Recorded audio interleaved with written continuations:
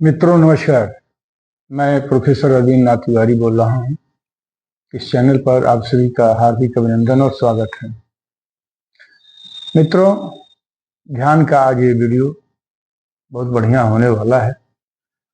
और ध्यान कैसे किया जाता है, ध्यान के क्या सूत्र हैं, कौन सा सूत्र विधि अपनाइएगा कि ध्यान आपका सफल होगा।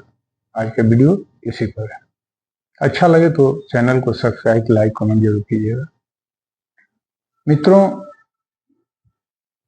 ध्यान का पहला सूत्र है अपने आप को शांत कर लेना। जब व्यक्ति शांत होता है तभी ध्यान कर सकता है। वो ध्यान का तात्पर्य, ध्यान का मायने सांसारिक और आध्यात्मिक दोनों में अंतर है। सांसारिक आदमी यही समझता है कि हम कहीं बैठे हैं, वहां कोलाहल नहीं हो तो ध्यान घटना शुरू हो जाएगा। कोई झगड़ा कर रहा है, कोई विवाद कर रहा है, कोई कोलाहल है किसी तरह की, किसी प्रकार की, और उस कोलाहल को समाप्त कर दें तो ध्यान हो जाएगा। ये सांसारिक है, लेकिन आध्यात्मिक कुछ अलग है।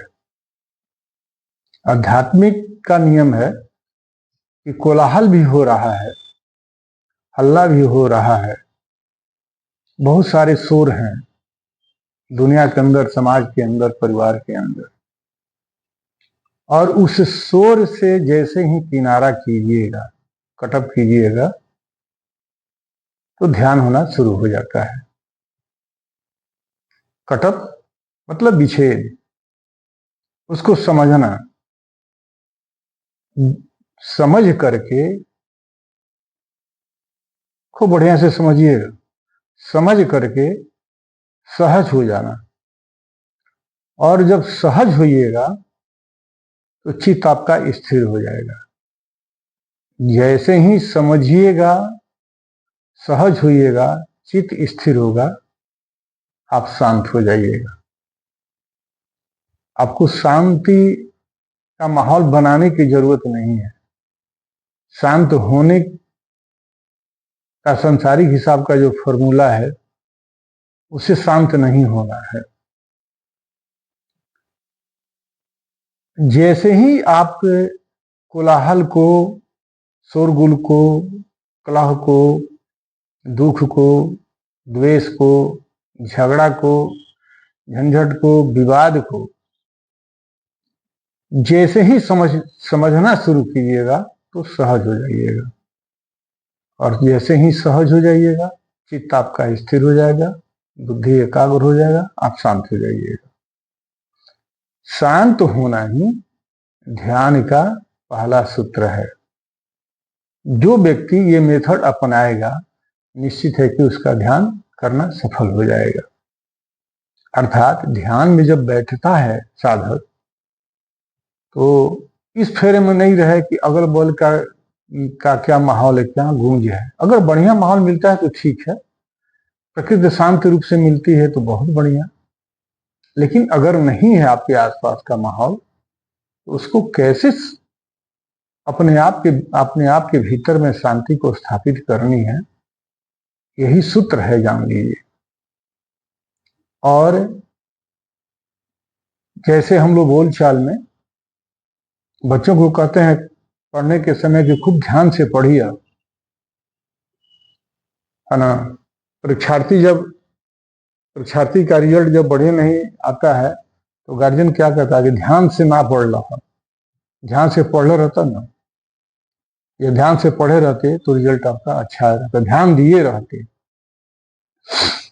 अर्थात जीवन में कोई व्यवसायिक है या खेतिहर है या नौकरी करने वाला पेशा में, सबको ध्यान की शांत होने की जरूरत है।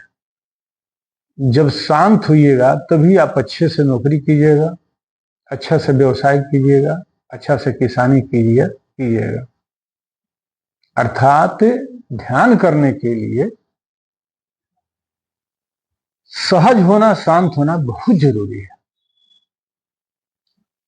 जब तक ध्यान के पहले आपकी तैयारी नहीं है, शांत होने की ढंग की तैयारी नहीं है, तो आप ध्यान में ध्यानस्थ नहीं हो सकते हैं, ध्यान नहीं कर सकते हैं। ध्यान आपका भटकेगा, ध्यान आपका भागेगा, ध्यान आपका चारों तरफ दौड़ेगा। तो दौड़ने के बजाय, दौड़ाने के बजाय अपने को कूल हो जाना, अपने को ठंडा हो जाना ही ध्यान है। अब जैसे कोई व्यक्ति आपके परिवार में या समाज में या अड़ोस पड़ोस में किसी बात पर, किसी जायदाद पर, किसी पैसे पर वह विवाद करने के लिए आ गया,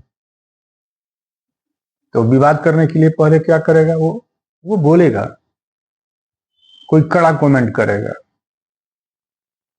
और जैसे ही कमेंट करेगा तो आप में अगर सहज होने की प्रवृत्ति नहीं है तो आप गुस्सा में हो जाइएगा और तुरंत जो है प्रतिक्रिया देना शुरू कर दीजिएगा। अगर सहज होने का ढंग है आपके पास तो प्रतिक्रिया ना देकर के उत्तर दीजिएगा। प्रतिक्रिया देने वाला आदमी हमेशा कड़ा रूप में बोलता है, उत्तर देने वाला आदमी एकदम सहज होकर और ठंडा चित्त में बोलता है।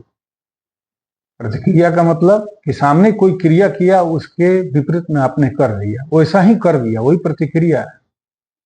और उत्तर क्या हुआ कि सामने कोई अगर कुछ बोला तो आप प्रतिक्रिया मतलब रिवोल्ट नहीं किए, रिवेंज नहीं किए आप, और जो वाजिब शब्द है उसके लिए आप जवाब दीजिएगा, तो वो उत्तर हो गया। वो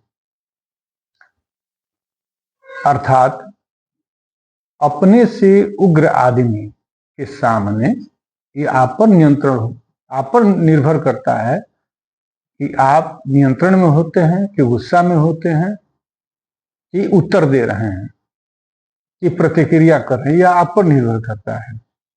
लेकिन एक चीज जान लीजिए, एक अनुभव की बात है कि कोई व्यक्ति अगर बोल रहा है, आपसे छोटा हो चाहे बड़ा हो, तो अगर आपके मानसिक स्तर के बराबरी का आदमी नहीं है तो वह चाहेगा कि आपको ज्यादा से ज्यादा बोल करके, ज्यादा से ज्यादा बात करके आपको हॉट करने के लिए, या आप हॉट होइए, दुखित होइए।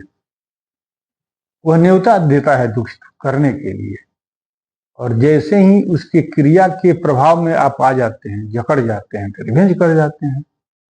लेकिन जैसे उसके गुस्सा को देख लेते हैं, सहज भाव है, नियंत्रण करने का ढंग है आपको, तो उसके उकसावे पर, अर्थात जो वो बोल रहा है वह उकसाने के लिए ही बोल रहा है, उसके उकसावे पर अगर आप उकस नहीं रहे हैं तो नहीं उकस रहे हैं, बस ये समझ लीजिए कि यही आपकी ध्यान की शुरुआत हो गई। अर्थात शांत होने का ढंग आपको मालूम है, शांत कैसे हो सकते हैं। तो मित्रों, कोई नया साधक है, पुराना साधक है, सबके लिए ध्यान की जरूरत है। और आप आसन लगावें, बैठें, करें, जिसमें हम लोग कीड़ा और पिंगला को एक स्तर पर लाते हैं सांस को, तो सुषुम्ना खुल जाती है। सुषुम्ना कहाँ होती है? रीढ़ की हड्डी से चलती है, आज्ञा चक्र तक आती है वो।